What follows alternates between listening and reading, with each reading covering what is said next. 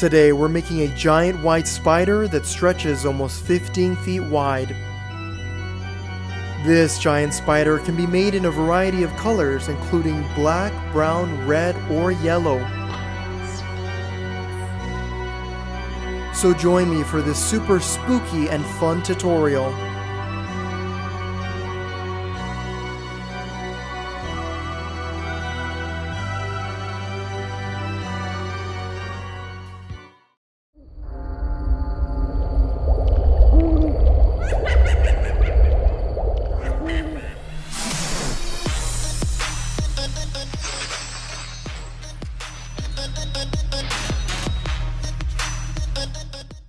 To begin making our giant spider, we need PVC.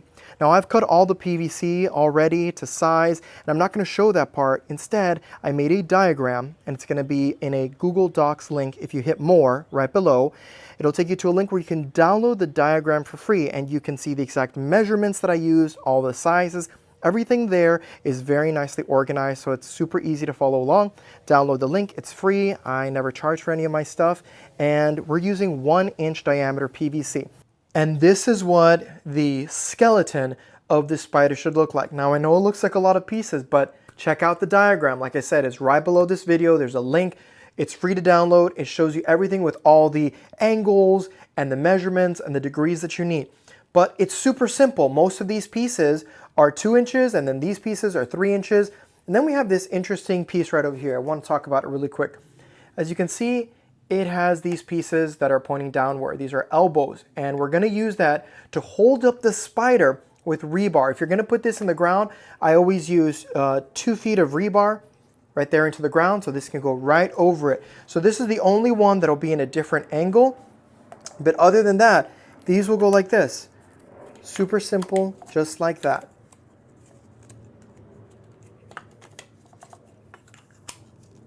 We're going to do that to all of it. We're just going to put it together.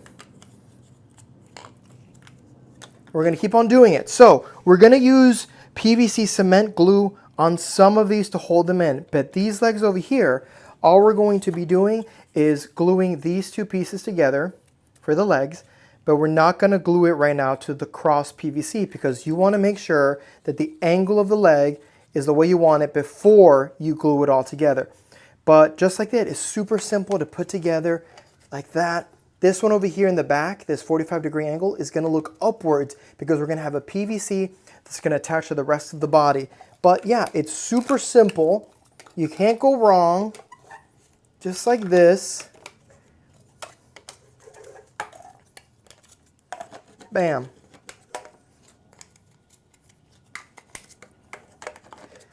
See, just like that. Now we use PVC cement to glue everything that we need to glue together, and then I'm going to adjust the legs before we actually finish putting them in their final position. But so far, so good. I wanted to take a quick moment to mention the first book I've written. It's called Little Olive and the Wally Bat, and it's available on Amazon via paperback or Kindle. It's rated for kids ages 2 to 6 years old, and it follows a brave little olive that gets lost and is found by a very helpful brown bat. If anyone wants to support me or read it to their little ones, go check it out. Little Olive and the Wally Bat on Amazon. Now let's get back to this amazing tutorial.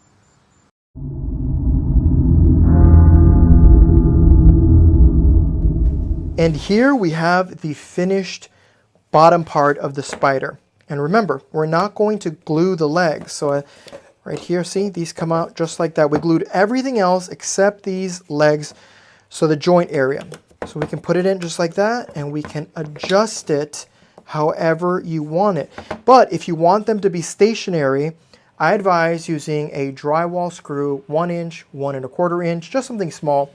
Pre-drill a hole into here, right over here, and then put the screw in the position that you want. That way, if you would like to move the legs in a different position, all you have to do is unscrew the screw and then move it just like that. But look at that. It's perfect. And remember, these over here, these are for the rebar. We have 4 of them.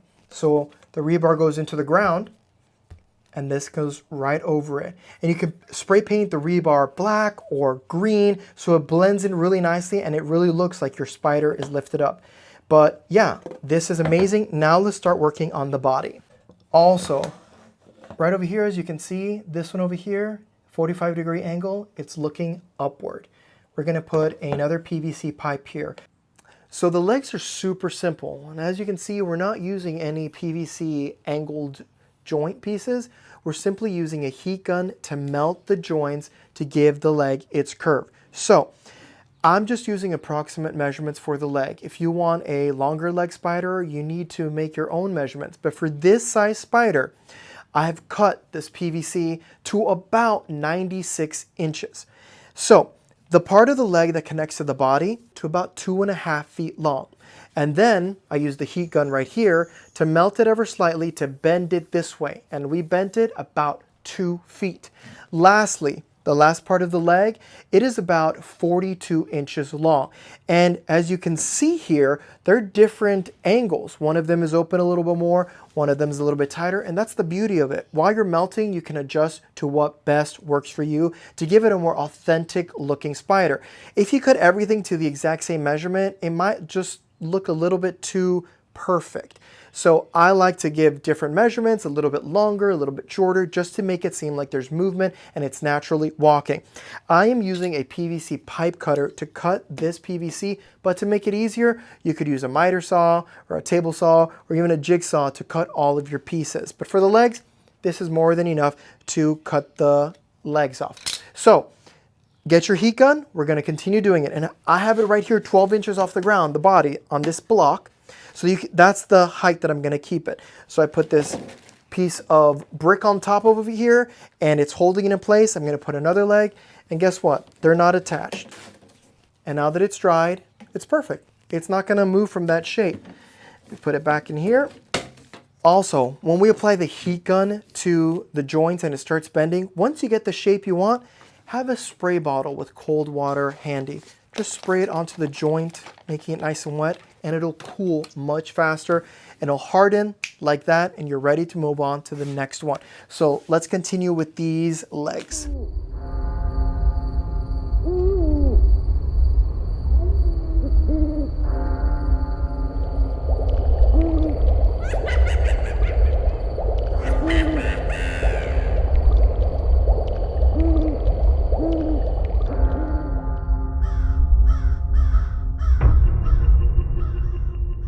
All right, so to finish the legs, we're gonna cover them in fur fabric. Now this is the same fabric I'm using for the body.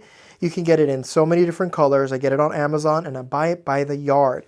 So what we're gonna do is we're going to cut it into strips of about 5 inches thick, just like this.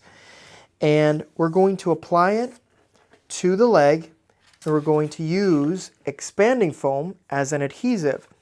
So what we're gonna do is start from over here. Get some expanding foam.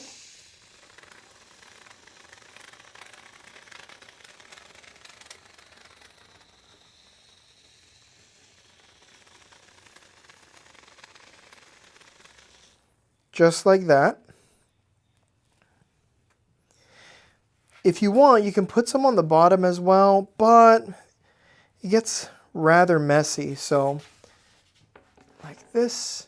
And you want to make sure that the hair is following the side of the leg that is, so this is attached to the body right here. The hair should be running this way, and it is running that way. So I'm simply going to place it like this. Pat it down just a little bit. And then I'm going to get some zip ties. I have some white zip ties. We're just going to attach a few zip ties here until it dries. Expanding foam dries super fast, so in about an hour or two, you should be good to go. And you can put a little bit more expanding foam on the bottom if you want, but this should be more than enough to attach it like that. And we'll continue going throughout the entire leg until we're done. So now it's time to make the abdomen of the spider. Originally, I had a completely different idea of how I was going to make the abdomen. I used expanding foam, styrofoam, bubble wrap. Didn't really come out the way I wanted to. So we're going to be using a beach ball instead. I've done this method a couple years ago and it came out great. So this is a 27-inch beach ball. We're going to blow it up. Once we're done blowing it up, we're going to put it in a box or just put some blocks around it to hold it in place. We're going to get expanding foam. So let's get started. This should be no more than 15 minutes to do. we're simply going to wrap it with expanding foam. We're going to start with a circle, or should I say a twirl effect.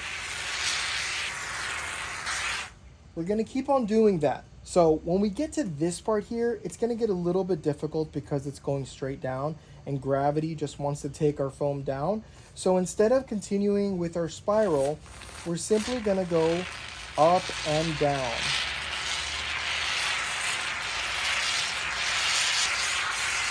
We'll keep on doing that all around. And then once this dries, then we can turn it on its side and keep on going further down. But because we're right here, I can actually go a little further down like this.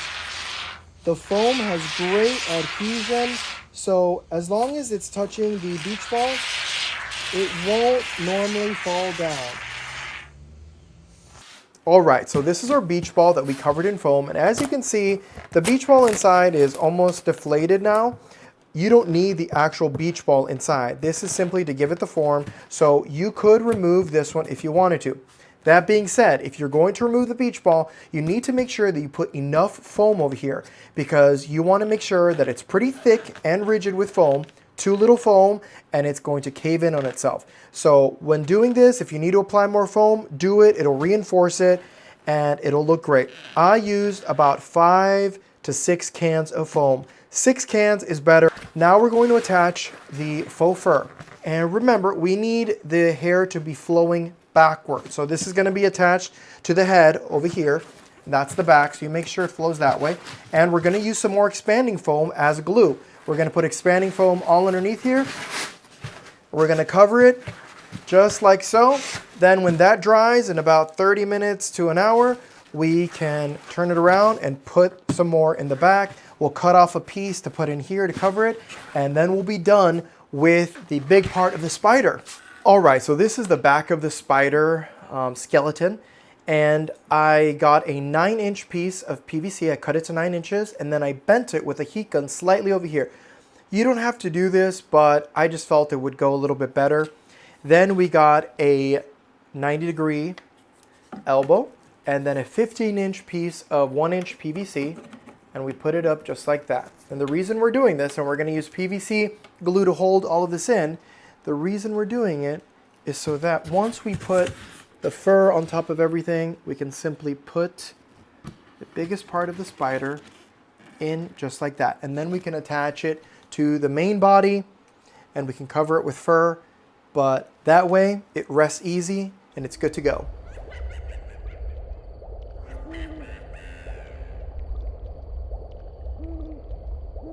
For the eyes, I'm using these fillable Christmas balls. They come in an assorted package, so I'm going to link the one I use. It comes with different sizes. So I have these 2 big ones here, and then a bunch of smaller ones that we're just going to spray paint the inside of this. We're going to use red, and it'll take a few minutes to dry, and then we can use some expanding foam or glue to attach them to the spider.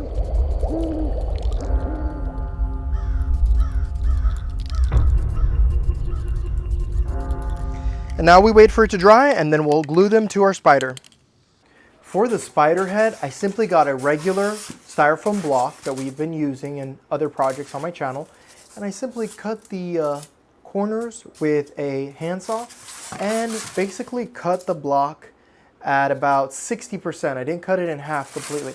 So now we have this rough figure here. And what we're going to do is we're going to cover it with our faux fur, ensuring that the hair is traveling backwards, just like this. So we'll glue it with expanding foam again.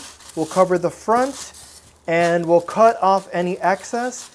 And once this dries, which should be 30 minutes to an hour, we can attach it to the main body and we can start putting the eyes and the features on it.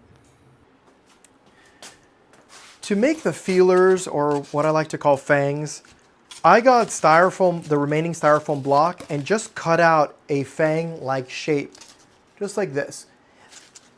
Then we're going to place them inside, and we're going to cover it like this, and we're going to do the same to the other one.